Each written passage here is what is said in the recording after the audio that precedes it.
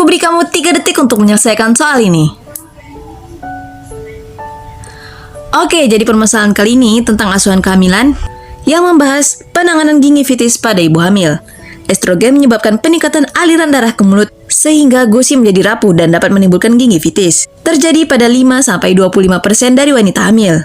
Interaksi bakteri dan hormon dapat menimbulkan perubahan pada komposisi plak dan berperan penting pada proses peradangan gingiva. Pada kasus tersebut, ibu mengeluh gusi sering bengkak dan mudah berdarah karena efek estrogen yang membuat gusi menjadi rapuh ditambah dengan adanya bakteri dalam mulut menyebabkan timbulnya peradangan, sehingga untuk mengatasinya, ibu diharuskan untuk menjaga kebersihan rongga mulut dengan berkumur setelah makan dan gosok gigi rutin untuk menghindari berkembangnya bakteri yang menjadikan jawabannya adalah B. Aku beri kamu 3 detik untuk menyelesaikan soal ini. Oke, jadi permasalahan kali ini tentang asuhan kehamilan yang membahas tentang pemeriksaan deteksi dini komplikasi kehamilan. Gambaran klinis preeklamsia dapat berupa kenaikan berat badan diikuti edema kaki atau tangan, peningkatan tekanan darah, dan terakhir terjadi proteinuria. Klasifikasi preeklamsia yaitu preeklamsia ringan jika tekanan darah sistolik 140 atau kenaikan 30 mmHg, tekanan diastolik 90 atau kenaikan 15 mmHg, kenaikan berat badan 1 kilo atau lebih dalam seminggu, proteinuria positif 1 sampai dengan positif 2, preeklamsi berat jika tekanan darah 160 per 110 mmHg, oliguria urin kurang dari 400 cc per 24 jam, protein urin lebih dari 3 gram per liter. Dari keluhan yang ada menunjukkan adanya tanda-tanda preeklamsi ringan pada ibu, sehingga untuk menegakkan diagnosis pasti diperlukan pemeriksaan protein urin yang menjadikan jawabannya adalah C. Aku beri kamu 3 detik untuk menyelesaikan soal ini.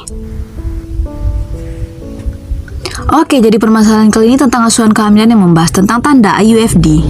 Menurut Varney, setelah usia kehamilan 22 minggu, sudah diklasifikasikan sebagai kematian janin atau IUFD. Berat janin yang lebih dari 500 gram jika terjadi pada trimester pertama kehamilan, disebut sebagai keguguran atau abortus. Tanda gejala kematian janin berupa pertumbuhan janin terhenti, TFU menetap atau berkurang, gerakan janin terhenti, DJJ terhenti, pada perabaan kepala janin terasa jatuh. Dan penyelesaiannya, dari tanda-tanda dan gejala yang ada menunjukkan bahwa telah terjadi kematian janin atau IUFD yang menjadikan jawabannya adalah D. Aku beri kamu 3 detik untuk menyelesaikan soal ini. Oke, jadi permasalahan kali ini tentang asuhan kehamilan yang membahas tentang perabaan TFU 4 bulan.